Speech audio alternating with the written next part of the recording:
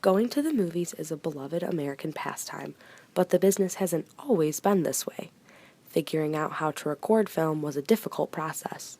We have the pioneers of cinema to thank for our modern-day pleasures. Edward Muybridge was an English photographer. In 1878, he was able to solve a popularly debated question. Could all four of a horse's hooves leave the ground when it ran? He set up multiple tripwire cameras that the horse set off as it ran.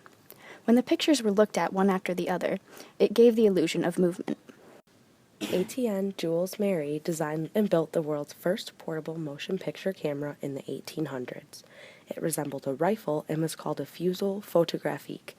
It was used to take 12 frames of a bird in flight. Thomas Edison was an inventor focused on his own gain that developed a liking for motion picture. It helped him sell his camera, the kinetograph, and led him to the invention of the kinetoscope in the late 1890s. He made various videos that were several seconds long.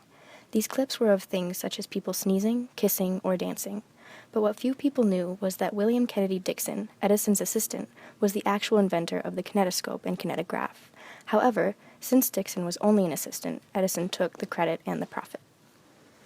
The Lumiere brothers stole the show with their own invention, the cinematograph.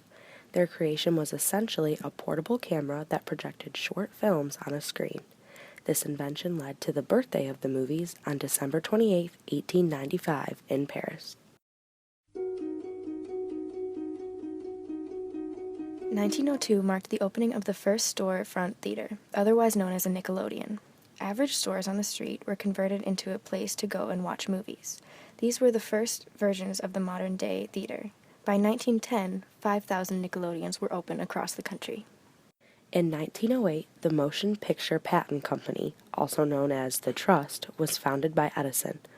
It included other mainstream movie companies while excluding independent movie makers. The trust was created in an attempt to put everything in Edison's favor and make it so only he could control who could use his equipment.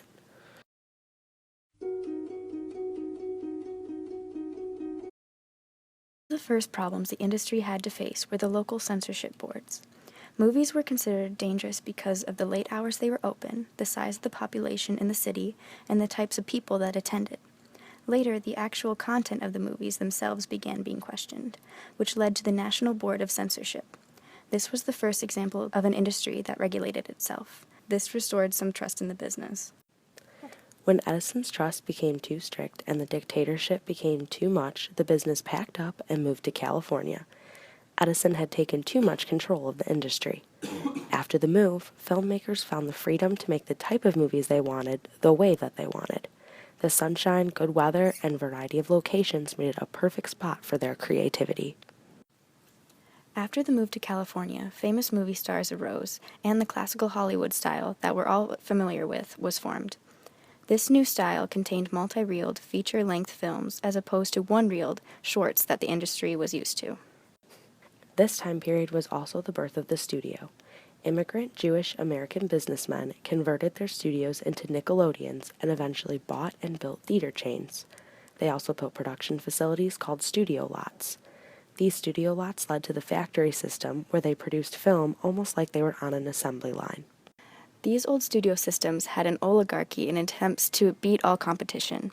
They controlled production, distribution, and exhibition, which led to the rise of the movie palaces.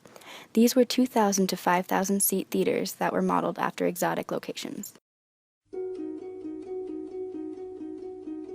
Although people still attended the movies, in the later years, home movies became a new norm. Many movies that are well known and loved today did not do well in their original theater showing. Movies such as Batman, Secret of NIMH, and Shawshank Redemption failed in theater but thrived once they became accessible through home movies. Home movies also brought the ability to rewatch films. Directors now had the ability to review and improve their films, along with viewing others' productions for references and connections.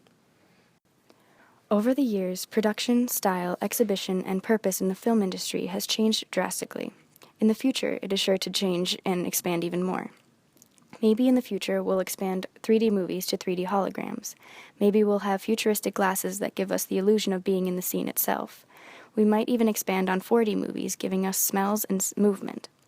But no matter what changes happen in the past or changes that lie ahead, what has yet to change is America's love for the movies.